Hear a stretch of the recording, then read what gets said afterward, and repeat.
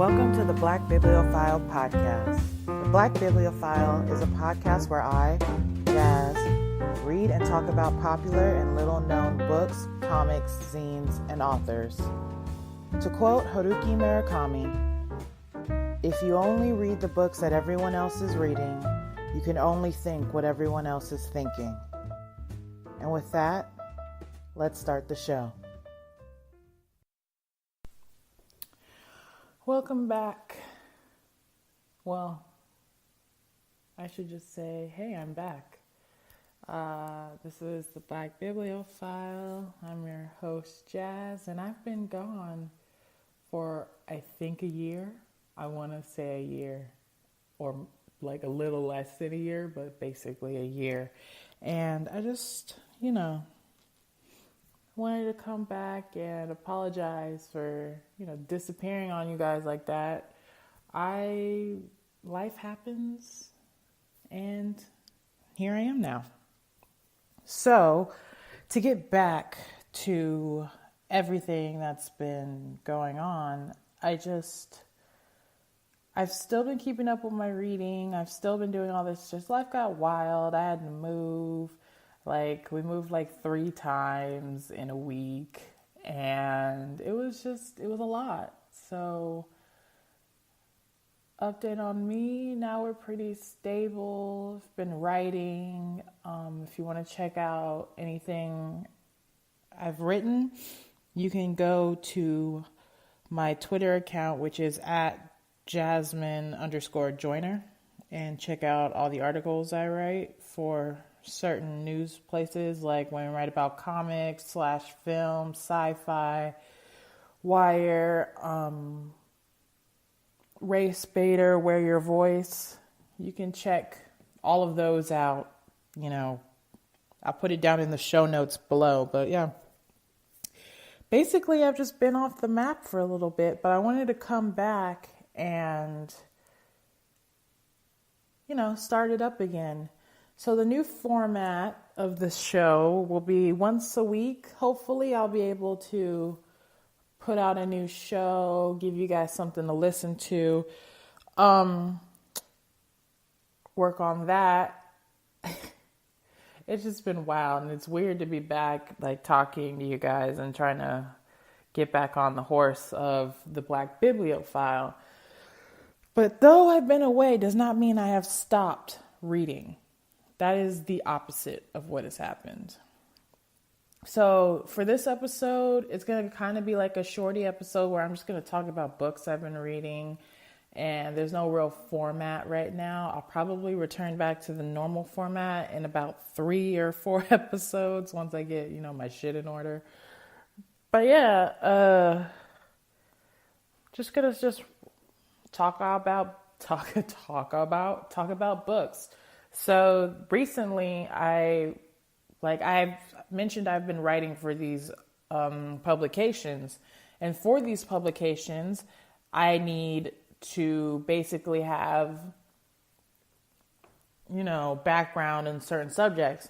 So A Wrinkle in Time is coming out, and they wanted me to write a piece for them, but I wanted to make sure that I've read everything I could for A Wrinkle in Time. So I first picked up or borrowed from a friend of mine the graphic novel of A Wrinkle in Time, the graphic novel adaptation of A Wrinkle in Time by Hope Larson. It's a gorgeous graphic novel, and if you want it's almost exactly like the novel. It only leaves out a couple of scenes, like some of the darker tidbits of the Wrinkle in Time novel by Madeline Engel, or is it pronounced Engel? Or I'm not French, so I'm just gonna leave that alone. But the graphic novel by Hope Larson, the art is gorgeous, the shading, the blue tones. I fucking loved it, and it made the experience of visualizing the book a little easier for me than reading, because this book, the original novel, which I also read because I wanted, to make sure I had a full grasp on what is it called? A full grasp on the original text or whatever, before I went and saw the movie. So I read that too, and I love how dark this book is. For being a children's book, there's some real dark, twisty stuff in here, and I recommend both of them. If you're not like, say you have kids who aren't huge readers, I would get them A Wrinkle in Time graphic novel adaptation by Hope Larson. It's digestible, it's gorgeous animation, and it's a little less darker. Not saying it takes away all the darkness, but it's a little less darker than the novel.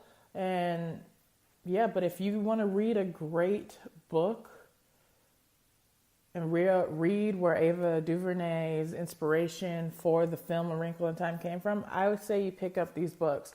After reading the novel, it made me want to get the rest of the quintet because there are 4 books. It is a series. So I am going to go out and get the rest of these books and check them out. I know, because the next one is A Wind in the Door, and then the third one is A Swiftly Tilting Planet. The fourth one is Many Waters, and the fifth one is An Acceptable Time. So I would go out and pick these up. I got my book as a gift from my mom. It was about $5 from Walmart. Usually it's about $6 anywhere else. So it's pretty affordable paperback. And yeah, check out those books. I would go into detail, but I don't feel like spoiling it for you. Plus, if you've seen the film, then you already know what's up. So, and I suggest you go see the film too. Talking about other things I needed to read for research for my entertainment journalism career, I had to read a bunch of Black Panther comics because of, the mega blockbuster Black Panther was coming out. Which, side note, if you haven't seen it, you're like the only person on the planet who hasn't seen it. And you really should. It's a really good movie. And that's enough about movies on this book podcast. But the comics I would recommend you check out if you're into, like, if you love the movie but you don't know where to start. If you really like Black Panther and the Dora Milaje and all that stuff, I would go World of Wakanda is a really great book if you're really into like Okoye's character and Ayo and Nakia and all those Dora Milaje characters. It's written by Roxane Gay and Ta-Nehisi Coates, and it's amazing. It focuses on the women of Wakanda, specifically the Dora Milaje, and how their work to protect the throne and the royal family becomes a conflict when there's other issues throughout Wakanda, and T'Challa or the Black Panther isn't there to help. So where do the Dora Milaje draw the line when it comes to protecting their country and being like glorified security guards for the royal family when they can go out and actually help in times of need when T'Challa is not there to pick up, like, they're basically like, we can pick up the slack when T'Challa is not around, which with the Avengers, he's off gallivanting with the Avengers or fighting Namor or all that other like superhero stuff. It leaves Wakanda unprotected. And so World of Wakanda delves deep into that. So I really think you guys should read that if you're into Black Panther. The Ta-Nehisi Coates run of Black Panther wasn't my favorite run. It felt a lot like a novelist was writing a comic book. So there were just so many fucking long ass monologues in it. I'm not saying it wasn't good. I'm just saying it was so incredibly dense that it should have just been like a novelization of the comic instead of a comic book. The art is gorgeous. Storylines are good, but I would personally just, not read it again. Not to be rude, but it's just not my cup of tea. So I'm saying you should read World of Wakanda if you care about the Dora Milaje, who are really the stars of the Black Panther movie, if I have to say so myself. So yeah, if you want to check that out, you just go to any local comic book shop, support local businesses. ask them to order it for you. They should have it in stock with the rising popularity of the Black Panther film. But if not, just ask them to order it for you. So yeah, there's that. I read that recently. And I don't know if we've been talking, like if it's been this long, but I went and saw the movie, and I was like, I need to read this book because I saw the original, the cheesy miniseries of it, and I was like, I need to check this out. I want to know what's going on because I need to know why the giant spider is a thing in the Deadlights, and I need to understand the cosmic turtle. Like, I need to know what that is. So first I tried to borrow it. Nobody had that damn book. And then I went to Barnes & Noble to get the book, and it was like $20. And I was like, why? When the original was like $15. But it's like a dense book too. It's about 1,100 and something pages. I'm not going to go get it because I am still reading it. I usually read books extremely fast, but this one, it has taken me about 4 months to get through just because of how disturbing it is and how unnecessary Stephen King is throughout most of the book. Like, I enjoy the story of it, but I'm also like, why are you so unnecessary? And it's like really problematic. Like, I can't stand Richie when he does his pickaninny voice, which is just fucking racist. And everybody thinks it's funny. And then he does it in front of Mike, who's the only black kid in the book. And Mike is like, and I'm reading and I'm like, this is insensitive. But then also the insight he gives into Mike's character and Mike's family and what Mike's been through in a mostly white, basically all white town of Deary. Like, it's just this weird thing that I feel like the miniseries actually kind of touches on it and is like, yeah, Mike's got some real, like, his family and his life is like, he's an in-depth, not a static character. But in the film, they took away most of Mike's like shit. So Mike is the historian.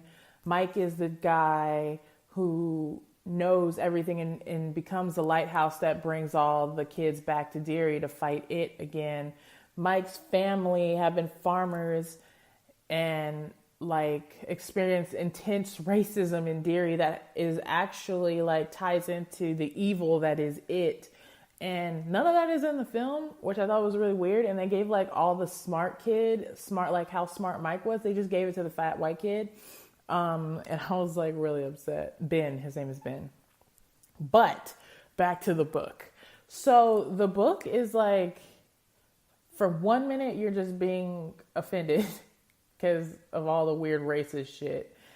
And like the book takes place in the 50s when they're kids and in the 80s when they're adults. And then the book was written in the 80s by Stephen King. And I'm like, okay.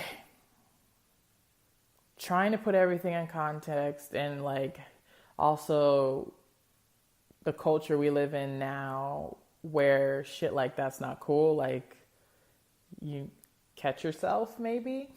But the Richie thing was bugging me. And then like the over sexualization of Bev is baffling. She is a child. And then the whole book is just like, yeah. And then there's like a notorious like the children orgy scene, which I haven't gotten to because I can feel it coming. And I'm just like, I don't know. So the book, I enjoy Stephen King's writing. I think he's a great writer. And this is the first Stephen King book I've ever read. I know. That's not good. Especially because my mom is like a huge Stephen King fan and my sister's read all the books. And I'm over here like, this is the first book I read. He's actually a good writer. Even though like everybody fucking knows he's a good writer. But I enjoy the way he writes and the way he tells stories and the way he displays images.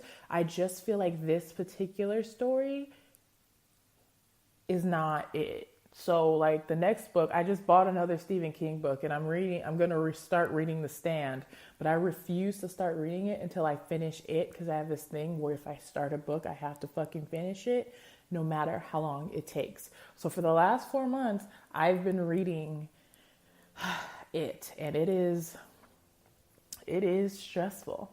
So take that however you want to. That's just what it is. Yeah, I guess we'll take a break now.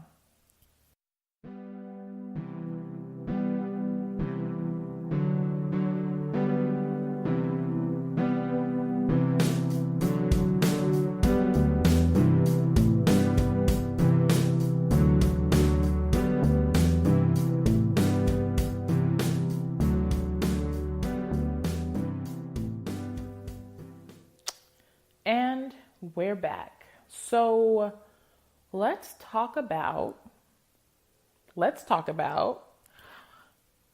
audiobooks. So because I've been reading it for so long, and in my head I'm like, I can't read another book until I finish this one. So like my way to trick myself around that is I just listen to audiobooks all the time. So like I listen to audiobooks while I'm trying to go to bed because I have insomnia, and like sometimes certain voices will drone me off to sleep, or I'll listen to them while I'm cleaning or folding clothes or just laying in bed. Like every Thursday is podcast day, so I'll listen to podcasts, and then by the time I'm done listening to all my podcasts, I'm like, I'm just gonna listen to an audiobook. So that sometimes happens. Anyways, so I have an Audible account, which this is not sponsored, I just have it. And like all the credits piled up while I was realizing that I wanted to read, like wash the feeling of it out of my brain.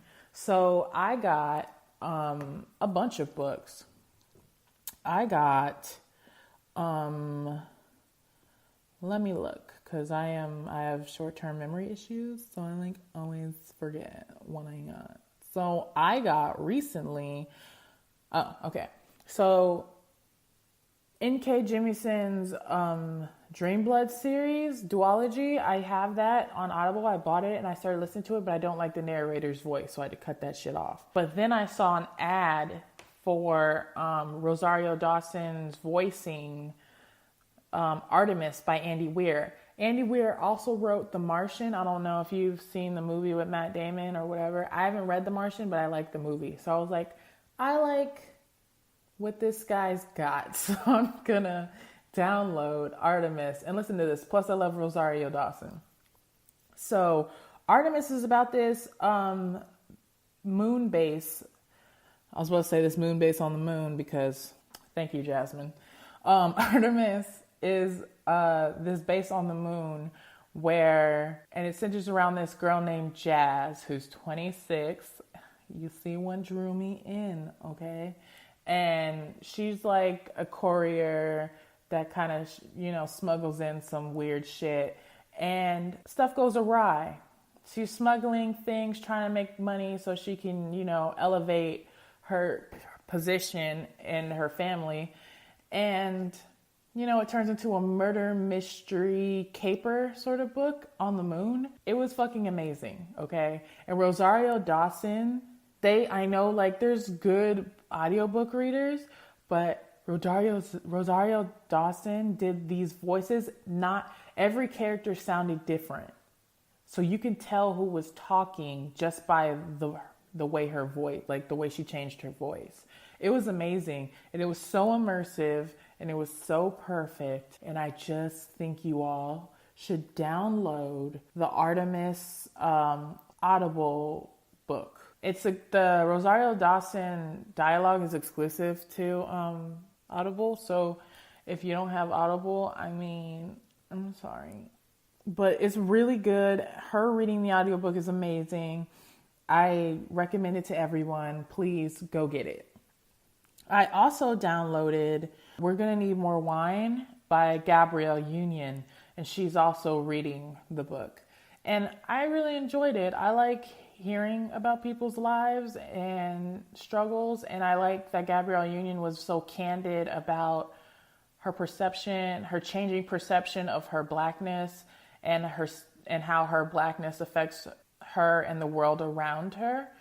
And she talks about her life, and it's just a series of stories. So her life living in a mostly white suburb of San Francisco, her marriage to Dwayne Wade, her acting career, everything. She talks about all the things, and she's hilarious and extremely real, to the point where it just feels like you're talking with a friend when you're listening to it. She even goes into sexual abuse and rape, so there's a trigger warning for that. If you guys are sensitive to topics about rape, just know that she does go into graphic detail about her rape and what happened to her in the book.